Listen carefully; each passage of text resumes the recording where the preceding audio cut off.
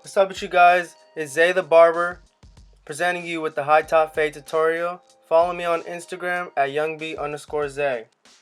To get you guys started, I already did the first guideline where I balded them out with the liners. Then I'm going to get straight into the fading so that you guys can learn quickly. So the way I fade is I fade upwards. So we're going to use the first notch on the Fade Masters. It doesn't really matter what clippers you use. You know, you could use the magic clips, walls, austers. It doesn't really matter. So I have a personal preference with the Fade Masters just because I like the way that they cut a little faster per second. But really, so what we're gonna do is you're gonna fade upwards around less than a centimeter, and for that first guideline, I fade upwards with no perimeters. So after once you got that first line down, then you're gonna go up to the second notch and just go up a little bit further, like we said, a little bit less than a centimeter, so that now instead of having to go back down, we're just gonna go straight up. So when you're fading, you know, everybody has their own personal preferences. Some people like to create perimeters and fade in between. Others like to just go straight up. I like to go straight up. It seems faster to me. And it's just all a personal preference, like I said. You know, pick your guys' routine and what you guys really want to focus on, and then just go out and when you guys are cutting, create your own little plan and keep doing the same steps over and over again. And you know, that's how you get a little faster and, you know, really give detailed haircuts. Now we're gonna go on to our third notch. It all depends on, you know, how high you feel like you should go. It all depends on what the client wants. If the client wants a low bald fade, a high bald fade, mid, you know, I'm probably giving him more like a mid. It's just all a preference.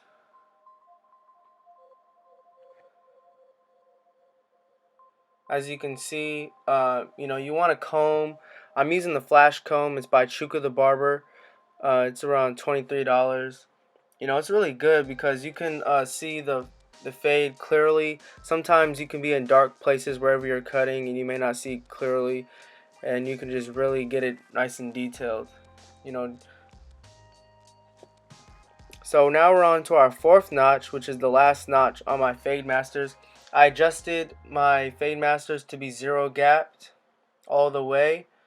You know, I necessarily, you know, like the Fade Masters out of all the clippers just because they're so consistent.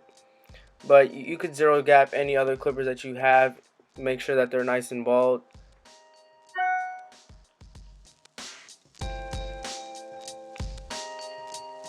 So as you can see here, no lines that have been created. We're going to move on to our regular masters. The third notch. The third notch is equivalent to the next step after my Fade Masters. I use the regular masters just because I don't like to get straight into the zero guard. You know, use more of the blade. It has a longer blade. I didn't make any adjustments on it, so it does cut a little longer. We're going to go on to the fourth notch. You know, like I said, just keep using each notch after, you know. It's a simple way to stay on track and really get down to details. You know, you want to use every centimeter of the blade to really get a nice fade.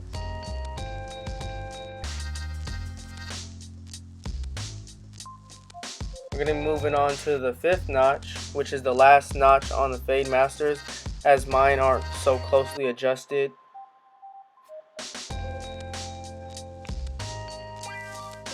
You guys really just want to make sure that, you know, the main thing that you want to grasp from here is to understand the concept of fading, that you want to use every inch of the blade. It doesn't matter, you know, what clipper you're using. It's the same type of concept. Now we're going to go into our zero guard with the masters. Just going up a little bit higher. Pay attention that you want to, you know, keep the fade a little tighter as you get towards the top. You know, you don't want it to be choppy or too high. My apologies on the camera, as I did it myself. Please let me know if you guys prefer a different angle. Also that I'm left-handed, so I know it's hard to see when I'm adjusting the clipper. So right here is we have the zero guard open. We're trying to keep the blend a little tighter and be aware of the crown and try to get down some of the bulk so that you can create a nice little fade. The fade is really important to when you really blend the top with the bottom. A lot of barbers, they don't really blend the top with the bottom, and that's why sometimes it looks choppy. But if you can really keep the blend tight as you get towards the top, it'll look really clean. And also when the hair grows out, it'll look a lot better. So I had the guard halfway, trying to get out the line that I created. Make sure you guys are combing a lot. It's very important. Sometimes you may not see certain things, so you do want to clean up the hair. You do want to make sure that you get out any lines before you move on. So you can see that I'm right here, I'm doing a little cleanup. After every section, you kind of want to do a cleanup. It just makes the blend a little bit cleaner.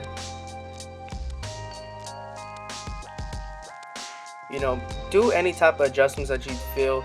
There's no teaching on how to clean up the fade. It's all about your own eye. You have to have a barber's eye and really understand the hair and what guards you should use, or whether you should go close or open the blade. Right now, 2 guard with the grain. It's all a preference, but I like to lay down the hair so that I can really get the fade from the top of the crown to the middle really clean. Now I got the 2 guard against the grain. Trying to get down the bulk. That's really all it is if you can get down the bulk and then fade underneath, then that's how you get a a nice blend. I got the 1 guard with the grain. Like I said, lay down the hair. Especially with coarse hair, you want to lay down the hair. With more of straight hair, you probably would do clipper over comb. I prefer to use the guards when it's with coarse hair.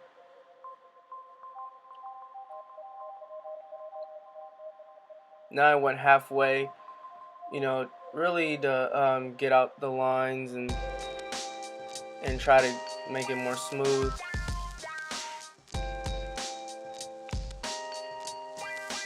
Now, like I said, after every step, you kind of want to do a nice cleanup. Make sure that you get out any lines or any bulk, anything that you feel like is necessary.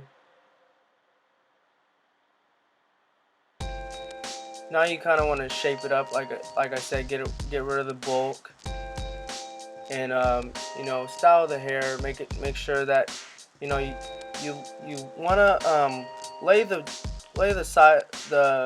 back of the blade on the hair so that you can give it a direction when you're cutting, so that it's not just straight freehand.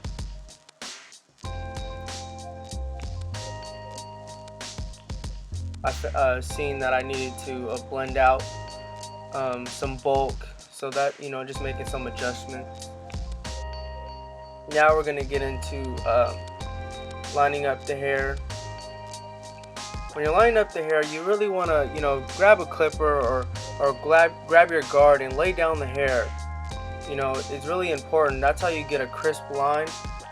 You really want to lay down the hair so that you can go right over the top of the hair and that it doesn't move. Especially with curly hair, it's really hard to get the hair to stop moving. You can spritz on it, any type of freeze that freezes the hair.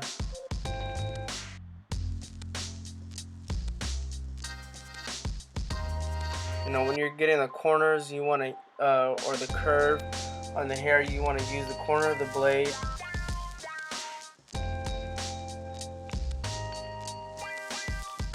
right there I'm using the skeleton clippers.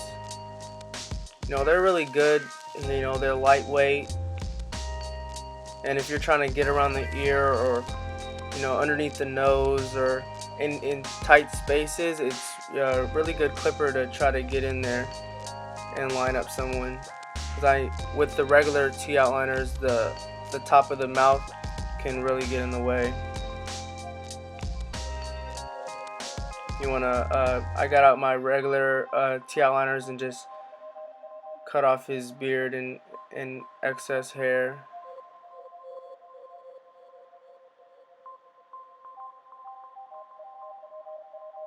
So now we're gonna get on to the second side. I'm not gonna do as much talking about. You can just watch, but you know, I could tell you some things that when you guys are learning how to fade, and you know, just really watch different videos, different hair. You know, there's a bunch of different techniques that you want to kind of develop. It all depends on the type of person's hair. You know, there's so many different ways to cut. Like I said, just gather some, you know, some concepts, some strategies, and go test it out. See which one you like. See which one works the best for you. See which one, you know, is the fastest to cut. You know, sometimes, you know, you don't always have to you know, be so structured. You know, I do cut kind of unorthodox, but that's what works for me. For some, you know, a lot of people might want just a structured way to cut.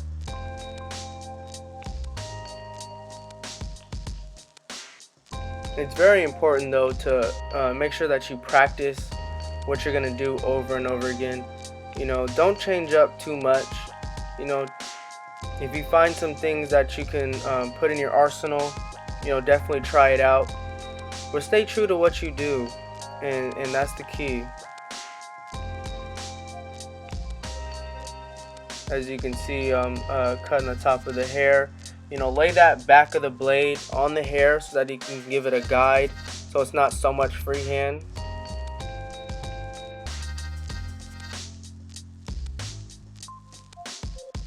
Obviously, make sure you brush off your clients.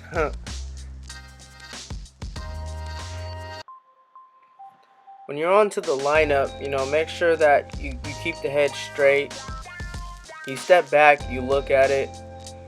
You know, line up over the top of the hair. Don't push towards the hair.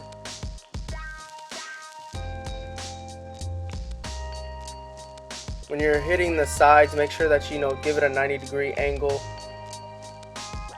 Make sure everything that you're doing is sharp with corners. Use every part of your blade really when you're lining up, you know, on certain parts. It's really important.